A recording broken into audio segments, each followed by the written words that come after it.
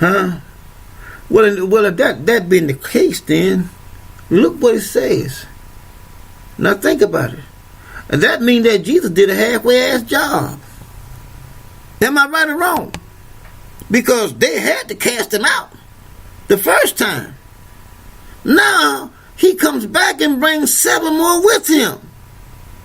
Now, does that make any sense to you, to anybody out there at all? It doesn't make any sense at all. But let me show you what the Most High does when it comes to sickness and affliction and whatnot. Okay? Watch this right here. Let's go to Nahum. That's Nahum. Nahum. That's the way I pronounce it. All right? Let's go there. See, can I find it here real quick? Okay. Let me see, can I find it here real quick? We get it. We get it here. All right, we get it. Got my pages here. We'll find it. All right, need him. All right, let's look at this right here. Chapter 1. Let's look at verses 6 through 9. It says, "Who can stand before his indignation? And who can abide in the fierceness of his anger? His fury is poured out like fire, and the rock are thrown down by him. The Lord is good, a stronghold in the day of trouble, and he knoweth them that trust in him. But with an overrunning flood, he will make an utter end of the place thereof, and darkness shall pursue his enemy. And what do you imagine against the Lord? He will make an utter end. Affliction shall not rise a second time." Huh? When God does something, he does it right. It ain't gonna come back no second time. But see, this bullshit about Jesus, they cast him out, and then supposedly he went and got 7 more and came back. Now, does that make any sense, Israel, or not? It doesn't make any sense at all. But anyway, let's go a little further. Let's go to Jeremiah. Let's go to Jeremiah 17. Let's go to Jeremiah 17. And watch this, my brothers and sisters. Jeremiah 17, verse 13 through 14. It says, "O Lord, the hope of Israel, all that forsake thee shall be ashamed, and they that depart from me shall be written in the earth, because they have forsaken the Lord, the fountain of living water." Look what he says. "Heal me, O Lord, and I shall be healed." Huh? "Save me, and I shall be saved." Huh? Look at that. Jeremiah. Look what it says. "For thou art my praise." I mean, God does not do things halfway. God does things the right way the first time. Ain't no second time around. No. Now let's go a little further. Let's go to Job. The book of Job here. We're going to look at this. Now watch this, my brothers and sisters. The book of Job. We're going to look at Job 32. Now watch this, my brothers and sisters. Job 32. Let's look at verses 6. He says, "And Elihu, the son of Bar-Achol, the Buzite, answered and said, I am young, and ye are very old.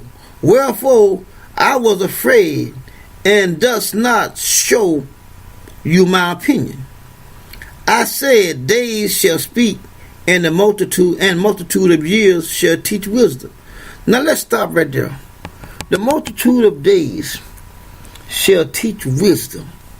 Now look what he says. But there is a spirit in man, and the inspiration of the Almighty giveth him understanding. See, God has to give you understanding. God has to put that spirit of wisdom on the inside of you. See, because without God, you like an empty shell. You ain't nothing. You like an empty shell without the Most High. You are an empty shell without the Most High. But look, he talks about here. He talks about wisdom. Here in verse 7. He says, I say, days shall speak, and the multitude of years should teach wisdom. But see, that's not so. That's not so. You can have a person that can be 100 years old and don't have a stench of wisdom in his body at all, in his head nowhere. Doesn't have understanding. I mean, can be dumb as a sack of rocks, but yet it still be old. I call him an old fool because it doesn't have any wisdom at all. Now, let's show you something here about wisdom. Now, let's go to Proverbs, the 1st chapter. And we're going to come back to Job, okay? Let's go to Proverbs, the 1st chapter. Proverbs, the 8th chapter. How about that? Proverbs, the 8th chapter. We're going to talk about this wisdom here, because this needs to be taught. It says, Proverbs 8:1, we're going to read all of it. It says, doeth not wisdom cry, and understanding put forth her voice? She standeth in the top of hill of high places, by the way, in the places of the path. She crieth at the gate, at the entrance of the city, at the coming in at the door. Unto you, O man, I call, and my voice is to the sons of men. O ye simple, understand wisdom, and ye fools, be ye of understanding heart. Hear, for I will speak of excellent things, and the opening of my lips shall bring right things. For my mouth shall speak truth, and wickedness is an abomination to my lips. Now this is wisdom talking. Now if you think about what we just read here, talking about her, isn't it? She, isn't it? So there's a difference between she and he. Am I right or wrong, Israel? I know I'm right. Verse 8. All the words of my mouth are in righteousness. There is nothing forward or perverse in them. They are all plain to him that understandeth, and right to them that find knowledge. Receive my instructions, and do not silver and knowledge rather than choice gold. He says, for wisdom is better than rubies, and all things that may be desired are not to be compared to it. Wisdom dwelleth with prudence, and find out knowledge of witty inventions. The fear of the Lord is to hate evil, pride and arrogance, and the evil way of the forward mouth do I hate. Counsel is mine, and sound wisdom. I am understanding. I have strength. By my kings reign, and prince decree justice. By my prince rules and nobles, even all my judges of the earth. I love them that love me, and those that seek me early shall find me. Riches and honor are not with me. Yea, durable riches and righteousness. My fruit is better than gold, yea, than fine gold, and reverence than choice silver. He says, I laid in the way of righteousness, and in the midst of the path of judgment, that I may cause those that love me to inherit substance, and I will fill their treasures. The Lord possessed me in the beginning of his way before his works of old. I was set up from everlasting, from the beginning, even the earth was, even the earth was. In other words, wisdom said that I was with God even before the earth was. Now we saw up in the other verses, it said her, she, and all this right now, right? So it referring to a female. All right. Now let's go a little further here now. Let's look at this right here now. It says, verse 23, he says, I was set up from everlasting, from the beginning, or even the earth was. When there was no depths, I was brought forth. When there was no foundation, abounding with water. But the mountains was settled before the hills, was I brought forth.